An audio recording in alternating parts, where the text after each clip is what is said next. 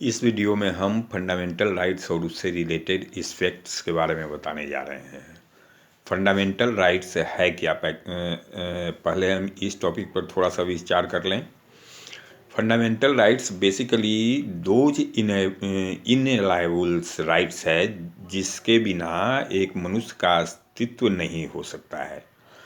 चूँकि हम civilised society में रहते हैं तो हम लोग और थिंकिंग पैटर्न और थिंकिंग है हम लोगों के पास, तो उससे रिलेटेड उस थिंकिंग से रिलेटेड ये फंडामेंटल राइट्स है। थिंकिंग से रिलेटेड जो कि कार्य रूप में इफेक्टेड होता है। हम बहुत सारे एक्ट करते हैं जो फंडामेंटल राइट्स के तहत ही आता है। यदि फंडामेंटल राइट्स हम लोग को नहीं रहेगा तो उस एक्ट को हम नहीं कर सकते हैं और हम लोग का जीना संभव नहीं है उसके बिना। तो फंडामेंटल राइट्स बेसिकली दो इनएलिजिबल राइट्स है। फंडामेंटल राइट का कंसेप्ट एक्चुअली आया कहाँ से?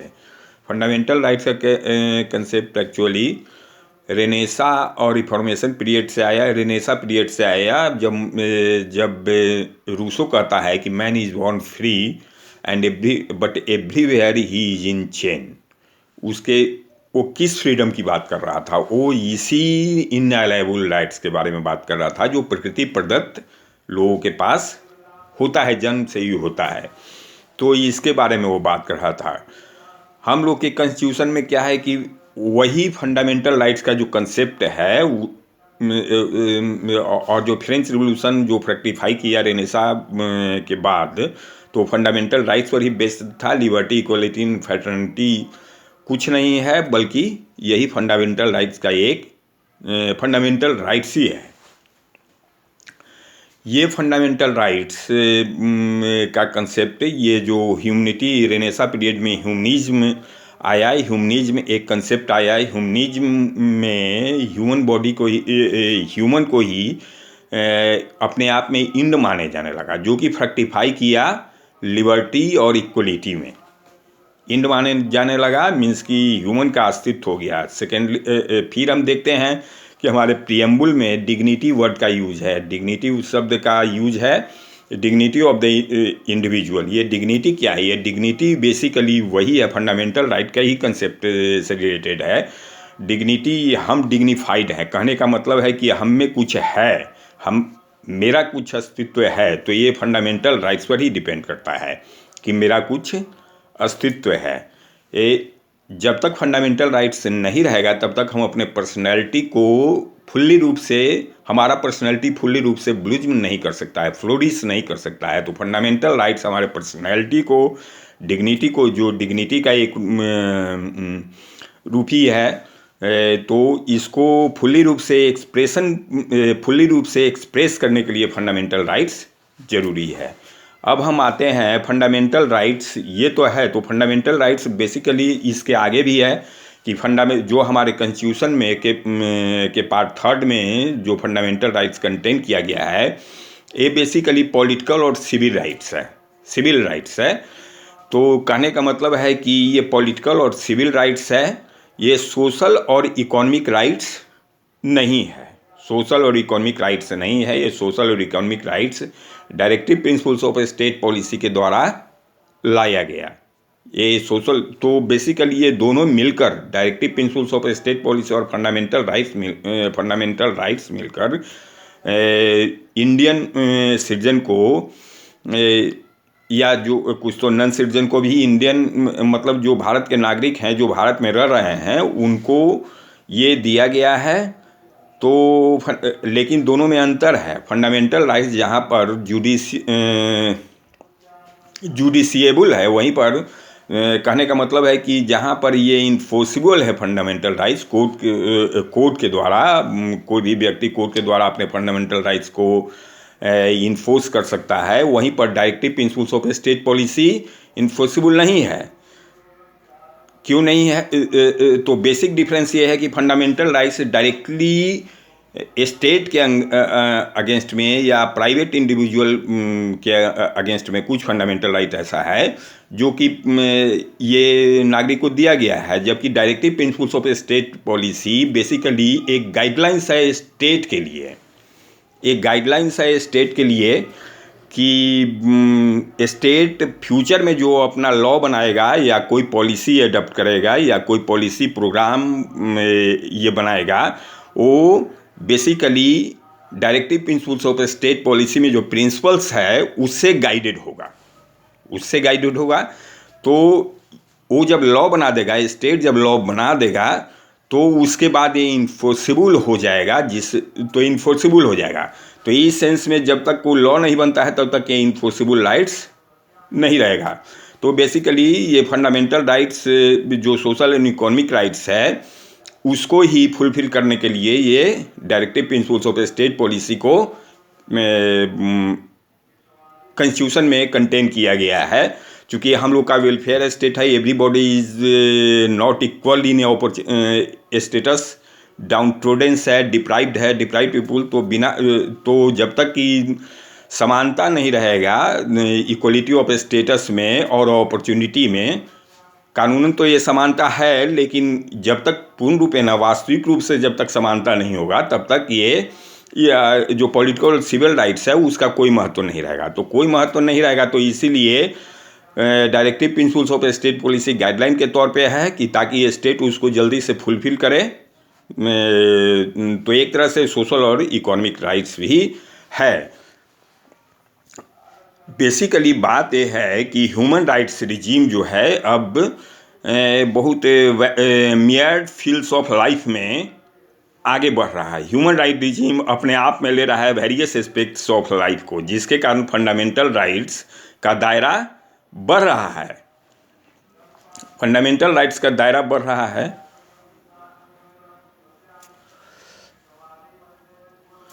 तो ये फंडामेंटल राइट्स का दायरा बढ़ रहा है ह्यूमन राइट्स रिजीम में, और इसका हॉरिजेंटल एप्लीकेशन अब होने लगा है। तो इस कारण से भी फंडामेंटल राइट्स इम्पॉर्टेंट हो जाता है और साथ साथ में directive principles of state policy भी इम्पॉर्टेंट हो जाता है। अब हम बात करते हैं कि दूसरे कंट्री के समक्ष फंडामेंटल राइट जो हम लोग का है वो कैसे ये डिफर करता है इसका पोजीशन। इंग्लैंड की बात लेते हैं तो there is no fundamental right as such in England. Britain में इस तरह का कोई फंडामेंटल राइट कोई कॉन्स्टिट्यूशन में वर्णित नहीं है। वहाँ जो कस्टम है, लॉ ऑफ द लैंड है, जो कस्टम है वही एक तरह से फंडामेंटल राइट का काम करता है जो इंडिया में काम कर रहा है। तो ये निगेटिव कॉन्सेप्ट है। इंग्लैंड में निगेटिव कॉन्सेप्ट है कि फंडामेंटल कि कोई भी व्यक्ति कोई भी काम को उस समय तक कर सकता है जब तक कि उसका एक्ट दूसरे को हार्म नहीं पहुंचाता है। तो निगेटिव है जब तक, और जब ये पहुंचाएगा तो जुडिशियरी वहाँ पर इंटरप्रेट करके उसको खारिज कर उसको प्रोहिबिट करेगा, उसको डिलिमिट करेगा, उस एक्शन को वॉइड करेगा। लेकिन ये भी है कि पार्लियामेंट अपने सोवरेन पावर के इस्तेमाल में किसी भी लॉ को वहाँ चेंज कर सकता है। मीन्स कि पार्लियामेंट वहाँ पर किसी भी लॉ को चेंज कर सकता है। तो इसके और जुडिशरी उसके आगे असक्षम है। तो पार्लियामेंट्री सोवरेनिटी एक तरह से इंग्लैंड में है, जबकि अमेरिका में है। अमेरिका में 1st to 10th अमेंडमेंट में बिल ऑफ राइट्स का वर्णन है। फंडामेंटल राइट का कंसेप्ट हमारे कॉन्स्टिट्यूशन में बेसिकली अमेरिकन कॉन्स्टिट्यूशन से ही लाया गया है। और लेकिन वहाँ पर क्या है कि जो जुडिशियल सुपरमेसी है, एक तरफ इंग्लैंड में क्या है पार्लियामेंट्री सुपरमेसी है, तो दूसरे तरफ यूएसए में जुडिशियरी सुपरमेसी है। इन द सेंस कि कांग्रेस भी जो बिल ऑफ राइट्स है उसमें अमेंडमेंट नहीं कर सकता है। इवन कलेक्टिव इंटरेस्ट में भी या और भी इमरजेंसी में भी वो उसको कांग्रेस डिलीट नहीं कर सकता, उसको बदल नहीं सकता है, उसके स्कोप को ये चेंज नहीं कर सकता है। तो इस सेंस में लेकिन जुडिशियरी उसको इंटरप्रेट करके उसको जिस तरह से लागू होना रहेगा और जिस तरह से यदि कोई एक्शन उस तरह का है तो उसको वो खारिज कर सकता है जुडिशियरी। तो वहाँ पर जुडिशियरी सुपरमेसी है। इंडियन केस में बीच का मार्ग अपनाया गया है, कंप्रोमाइज है parliamentary sovereignty and judicial supremacy के समक्ष, मतलब बीच में है। कंप्रोमाइज है एक तरह से। यहाँ पर सेम कॉन्स्टिट्यूशन के द्वारा चूँकि निर्माण किया गया है पार्लियामेंट को, तो पार्लियामेंट उस सेंस में सोवरेन नहीं है जिस सेंस में ये यूएसए में, जिस सेंस में ये इंग्लिश कॉन्स्टिट्यूशन में सोवरेन है। और सेकेंडली, लेकिन जो जुडिशियरी है, जुडिशियल और पार्लियामेंट फंडामेंटल राइट्स को अमेंड करने के लिए लॉ बना सकती है। अमेंडमेंट के द्वारा फंडामेंटल राइट को एब्रीच किया जा सकता है, लेकिन जुडिशियरी वहाँ पर हावी हो जाएगा जब वो कॉन्स्टिट्यूशन के जो बेसिक स्ट्रक्चर और basic features of the constitution है वो उसके अगेंस्ट में रहेगा तब। तो ये हुआ फंडामेंटल राइट्स का बेसिकली दूसरे देशों से क्या है, इसका तुलना है, क्या समक्ष है। तो ये पॉइंट रहा। थर्ड में अब हम आते हैं कि थर्ड में हम ये में आते हैं कि जो फंडामेंटल राइट्स है वो किसके अगेंस्ट में होता है, किसके अगेंस्ट में है, अवेलेबल है यहाँ के सिटीजन या जो नॉन सिटीजन जो है, कुछ फंडामेंटल राइट्स उनको भी मिला हुआ है, तो किसके अगेंस्ट में है। तो बेसिकली ये स्टेट के अगेंस्ट में है, इंडिविजुअल के अगेंस्ट में नहीं है। ये बेसिकली ये स्टेट के अगेंस्ट में है।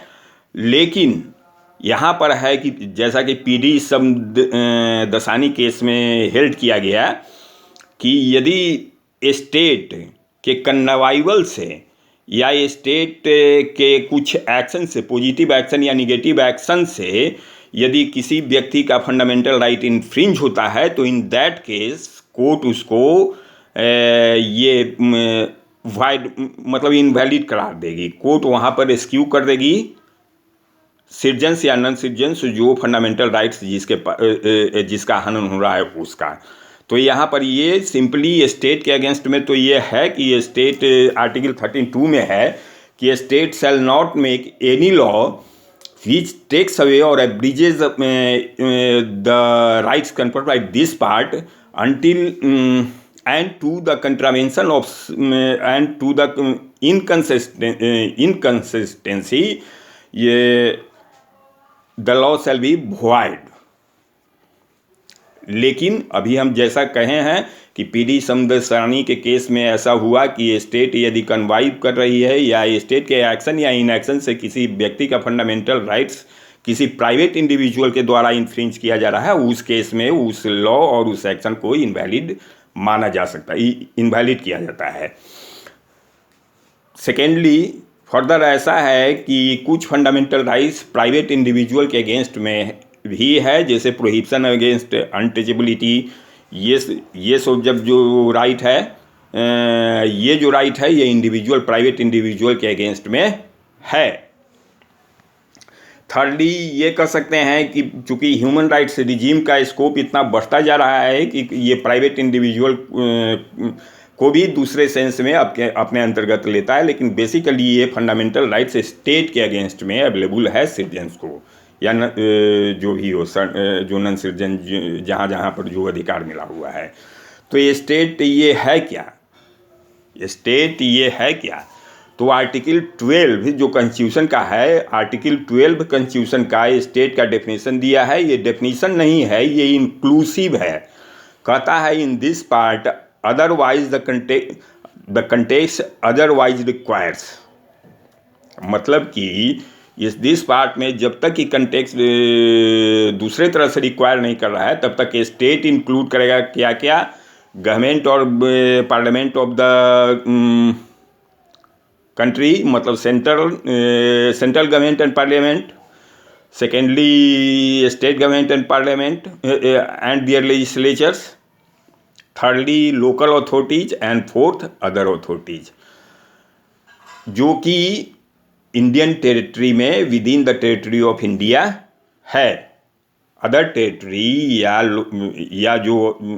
जो है वो टेरिटरी के इंडिया में, इंडियन टेरिटरी में है, और या तो under the control of the government, Indian government, या under the control of the government. तो अंडर द, चूँकि राइट्स अवेलेबल है टेरिटरी के अंदर ही, और कौन कौन और किस किस के अगेंस्ट में है, तो एक गवर्नमेंट के पार्लियामेंट के अगेंस्ट में है, पार्लियामेंट जो लॉ बनाती, जो पार्लियामेंट और ये गवर्नमेंट के अंतर्गत के अगेंस्ट में है, स्टेट और उसके गवर्नमेंट के अगेंस्ट में है, स्टेट लेजिस्लेचर और उसके गवर्नमेंट के अगेंस्ट में है, और लोकल अथॉरिटी। लोकल अथॉरिटी कहने का मतलब हुआ जो म्यूनिसिपलिटीज हुआ, पोर्ट ट्रस्ट हुआ, ये सब जो हुआ, ये सब लोकल अथॉरिटीज़ के अंतर्गत के अगेंस्ट में फंडामेंटल राइट्स अवेलेबल है सिटीजन्स को। अदर अथॉरिटी में हम बाद में आएंगे, पहले तो यहाँ तीनों का पहले कर देते हैं।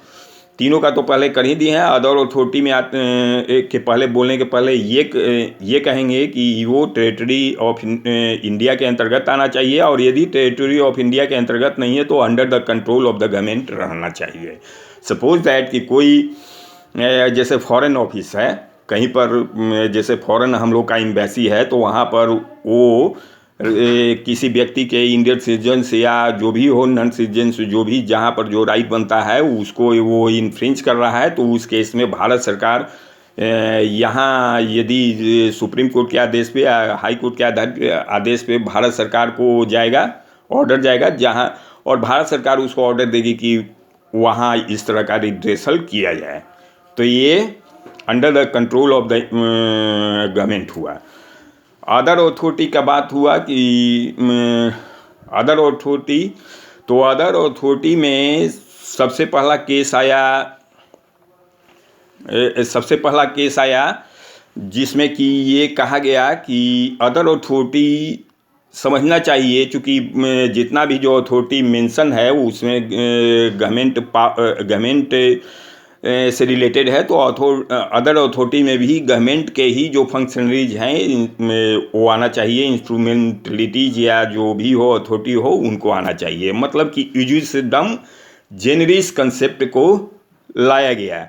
ये परहैप्स राजस्थान इलेक्ट्रिसिटी केस में हुआ है। इस तरह का ये डिसीजन लिया गया कि यूजिसडम डेली, चूँकि एक तरह का वर्णन है parliament and government of the centre state legislature, मतलब कि a thread is running through the different bodies mentioned therein, मतलब एक थ्रेड है एक तरह का। तो इसलिए जो गवर्नमेंटल जो अथॉरिटी पावर रखता है या रूल और रेगुलेशन पास करने का जिसको अधिकार है, तो उसी को अदर अथॉरिटी में लाना चाहिए।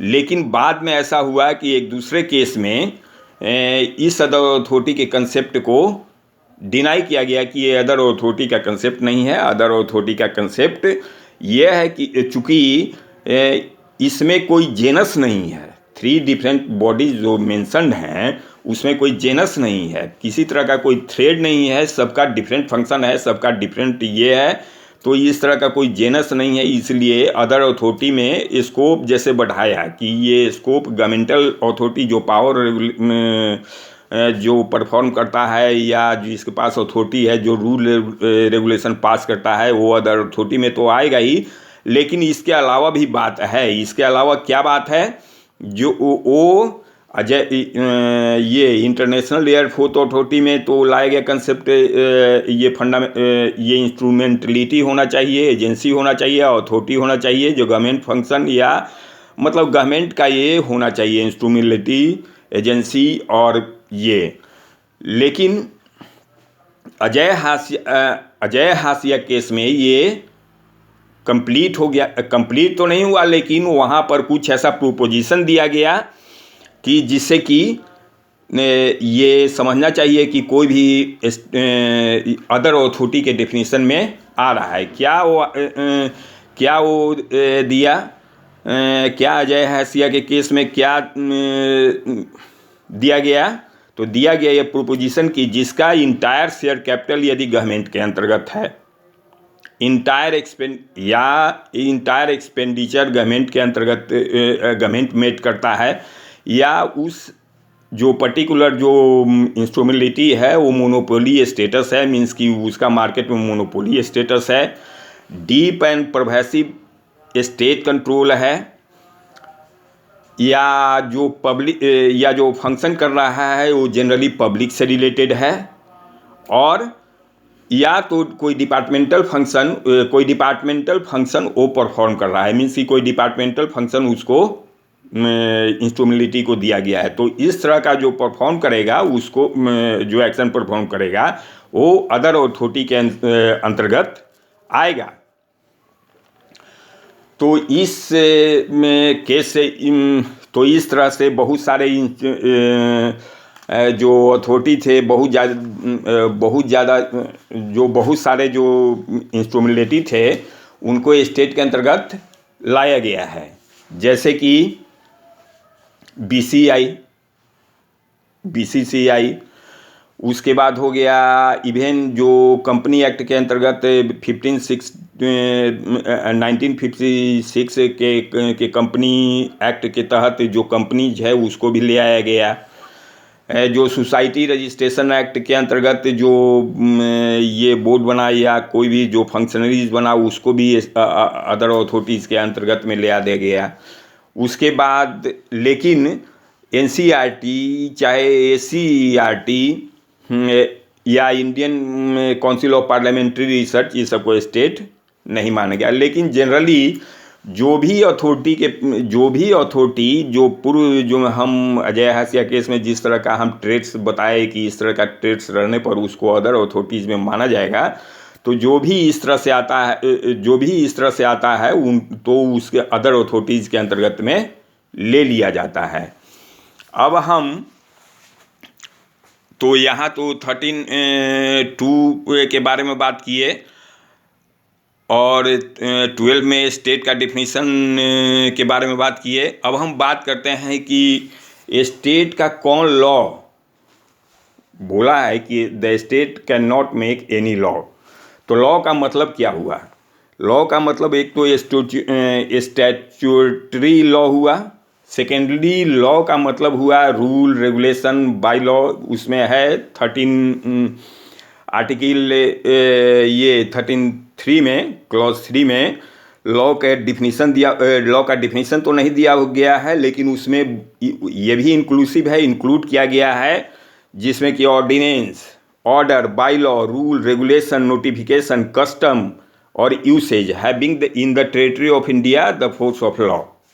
ये लॉ के बारे में बताया गया है कि ये सब जो इस तरह का जो भी रूल रेगुलेशन मतलब लॉ के कहने का मतलब कि in different form in which it find expressions, different form में फाइंड एक्सप्रेशन का तो कोई ऑर्डिनेंस होता है, प्रेसिडेंट का ऑर्डिनेंस होता है, ऑर्डर होता है, बाय लॉ होता है। बाय लॉ मीन्स कि जितना भी जो लॉ हुआ है स्टैट्यूटरी लॉ के अलावा डेलीगेटेड लेजिस्लेशन के से जो रूल बनता है, और सब डेलीगेटेड लेजिस्लेशन से जो रूल बनता है, चाहे वो किसी भी नाम से जाना जाए, उसको लॉ के अंतर्गत यहाँ माना जाएगा। और साथ साथ में है कस्टम है, जो कि फोर्स ऑफ लॉ रखता है। तो कस्टम के अंतर्गत जो भी फोर्स ऑफ लॉ रखता है, मतलब जिसके पास लीगल कैपेसिटी है, जो कोर्ट में अप्लाई किया जा सकता है, उस कस्टम को भी लॉ माना जाएगा, बशर्ते कि हिंदू लॉ, मुहम्मदन लॉ ये सबको लॉ नहीं माना गया है। अच्छा, अब हम बात करते हैं आर्टिकल 13(2) की। तो इस तरह का बात है कि ये तो state can not make any law which takes away और abridges fundamental right and to the inconsistencies it shall be void. अब बात है कि जो लॉ उस समय एग्जिस्ट कर रहे थे, कमेंसमेंट ऑफ द कॉन्स्टिट्यूशन के समय, मतलब जिस समय ये कॉन्स्टिट्यूशन का शुरुआत हुआ, उस समय भी तो लॉ होंगे रूल करने के लिए। तो उस रूल का क्या हुआ? तो उस रूल के बारे में आर्टिकल 13 कहता है, आर्टिकल 13(1) क्लॉज कहता है कि जितना भी जो लॉ उस समय फोर्स में था, जो इंडिया में, मतलब जितना भी फोर्स लॉ में था जो इंडिया में था, इन the territory of India, immediately before the commencement of the constitution के शुरू के पहले जितना उस अर्थ में जितना वो इनकंसिस्टेंट है, मतलब किससे, प्रोविज़न इस पार्ट के प्रोविज़न से, मीन्स की फंडामेंटल राइट से यदि वो कंसिस्टेंस है, वो उस कंसिस्टेंसी तक, इनकंसिस्टेंसी तक वॉइड रहेगा। दोनों बात सेम ही है। एक तरफ तो कह रहा है कि वॉइड रहेगा, मीन्स कि वॉइड का जो है, वॉइड ये क्लॉज फर्स्ट और क्लॉज 2 दोनों में मेंशन हुआ है। तो वॉइड का मतलब हुआ क्या, तो वॉइड से रिलेटेड होता है कि वॉइड से रिलेटेड हम 3 रूल ऑफ इंटरप्रिटेशन निकाला है जुडिशियरी। सबसे पहले तो है कि पहला इंटरप्रिटेशन है कि रिट्रोस्पेक्टिव इफेक्ट का, जितना भी जो कॉन्स्टिट्यूशनल लॉ है उसका कोई, जो एग्जिस्टिंग लॉ था उसका कोई रिट्रोस्पेक्टिव मतलब पीछे से वो लागू नहीं किया गया है, पीछे से लागू नहीं किया गया है। दैट मीन्स कि जितना भी जो एक्ट, राइट्स और लाइबिलिटी जो उस समय इनकर हुआ, राइट्स परफॉर्म किया गया, राइट्स और लाइबिलिटी जो इनकर हुआ और जो एक्ट हुआ उसको उसके डिटर्मिनेशन के लिए pre constitutional law as good है जितना कि अभी के डिटर्मिनेशन में, अभी कॉन्स्टिट्यूशन के बाद जो लॉ बना, जो कॉन्स्टिट्यूशन जिस समय आया उसके बाद लॉ बना, उसी के जैसा वो भी गुड है। मीन्स कि जो प्री कॉन्स्टिट्यूशनल लॉ है वो जो एग्जिस्टिंग लॉ है, या जो भी एग्जिस्टिंग लॉ है उसका कोई रिट्रोस्पेक्टिव इफेक्ट नहीं है, उसका कोई रिट्रोस्पेक्टिव इफेक्ट नहीं है। मीन्स कि कोई कॉन्स्टिट्यूशन मतलब किसी तरह का, इस तरह का लॉ नहीं बनाया जा सकता है किसी भी तरह से कि उसका पहले इफेक्ट करे, उसका पहले इफेक्ट करे। मीन्स कि पहले इफेक्ट वो नहीं, वो टाइम के पहले, इसके पहले, कहने का मतलब है कि इसके पहले उसका कोई इफेक्ट नहीं है, वो वॉइड है। वॉइड मीन्स कि खाली है, of no legal effect, of no effect, किसी तरह का कोई इफेक्ट का नहीं है। तो किसी तरह का कोई इफेक्ट का नहीं है तो स्वाभाविक है कि जो ये जो एग्जिस्टिंग लॉ है उसका भी पहले से रिट्रोस्पेक्टिव इफेक्ट नहीं रहा है, उसका भी पहले से रिट्रोस्पेक्टिव इफेक्ट नहीं हुआ। कहने का मतलब है कि जो हमारा कॉन्स्टिट्यूशन है, जो एग्जिस्टिंग लॉ है, और ये तो फ्यूचर लॉ के बारे में बता दिया है, ये आर्टिकल 13 क्लॉज 2 कि स्टेट नहीं बनाएगा, इस तरह का कोई लॉ नहीं बनाएगा जिससे कि फंडामेंटल राइट्स का हनन हो, या फंडामेंटल राइट्स और उस हनन, और जितना तक ये हनन किया उतना तक वॉइड रहेगा। ये तो फ्यूचर लॉ के बारे में, मतलब जब से कमेंसमेंट ऑफ द कॉन्स्टिट्यूशन के बाद का ये बात है। पहले का बात है कि एग्जिस्टिंग लॉ का भी, एग्जिस्टिंग लॉ जिस तरह से था उसी तरह से जो राइट्स और जो राइट्स इनकर किया गया, प्रिविलेज जो इनकर किया गया, जो भी इनकर किया गया, लाइबिलिटी जो इनकर किया गया, तो उसके लिए वो गुड लॉ है। गुड लॉ है किसके लिए, जो कॉन्स्टिट्यूशन के पहले जो एक्ट जो किया गया उसके लिए, न कि कॉन्स्टिट्यूशन के बाद। तो ये मतलब कि जितना जो प्रोविज़न का कॉन्स्टिट्यूशन है उसका कोई रिट्रोस्पेक्टिव इफेक्ट नहीं है। सेकेंडली, ये केशवन माधवन केस में इस तरह का डिसीजन लिया गया, इस तरह का रूल ऑफ इंटरप्रिटेशन आया। सेकेंड है रूल ऑफ सिविलिटी, मीन्स की काट छाट का ऐसा, ये FN बलसारा केस में इस तरह का इवोल्यूशन हुआ, इस तरह का ये इवोल्यूशन हुआ है। यदि एक लॉ को काटा जा सकता है, एक लॉ के एक पार्ट को हटाकर उस पूरे बाकी लॉ को यदि जस्टिफाइड माना जाता है, तो उस केस में जो कटा हुआ पोर्शन है, जो फंडामेंटल राइट को इन्फ्रिंज कर रहा है, उससे उसको हटाया जा सकता है, बशर्ते कि, कहने का मतलब है कि यदि लॉ है, पूरा लॉ है, एक लॉ है और उसका कुछ पार्ट यदि हटा के भी जो कि फंडामेंटल राइट का हनन कर रहा है, जो बचे हुए जो पार्ट है उससे कोई यदि इफेक्ट नहीं होता है तो वो पार्ट रहेगा। मतलब कि सीबीए किया जा सकता है, काट छांट किया जा सकता है। लॉ में काट जो बचा हुआ जो भाग है वो उसी तरह उसका लीगल इफेक्ट रहेगा। ये बात हुई। तो लेकिन कुछ समय ऐसा होता है कि दोनों पार्ट जो हटाने वाला जो पार्ट है और जो हटने वाला पार्ट, जो बचा रहने वाला पार्ट है और जो हटने वाला जो पार्ट है, वो दोनों इस तरह से इनएक्सट्रीबली, मतलब इस तरह से लिंक है कि दोनों एक दूसरे के बिना कोई अर्थ नहीं निकलेगा। और इस तरह से वो पूरा एक्ट, तो इस तरह का स्थिति में वो पूरा एक्ट इनवैलिड माना जाएगा।